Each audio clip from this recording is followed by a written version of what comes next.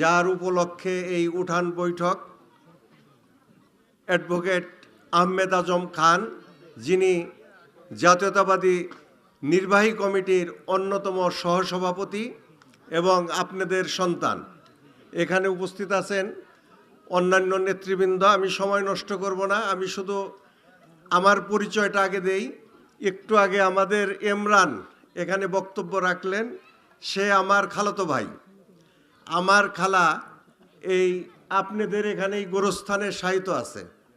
যে সমস্ত মা বোনেরা এখানে উপস্থিত আছেন তাদের সহ অন্যান্য যারা সকল উপস্থিতি, তাদের কাছে আমার দাবি, যেহেতু আমার খালা অর্থাৎ মা আপনাদের এখানে, সেই মা বোনেরা এবং যারা মুরব্বী আছেন সকলের কাছে আমার করজোড়ে নিবেদন, এই আহমেদ আজম খান যিনি ধানের শীষ প্রতীকে মনোনয়ন পেয়ে আপনাদের এখানে নির্বাচন করবেন, তাকে শুধু আপনারা ভোট দেবেন না, বিপুল ভোটে তাকে জয়যুক্ত করে নির্বাচিত করবেন এবং আপনাদের সকল প্রয়োজনে ইনশাল্লাহ উনি আপনাদের পাশে থাকবে, এই আশাবাদ ব্যক্ত করে আমি আমার বক্তব্য এখানেই শেষ করছি।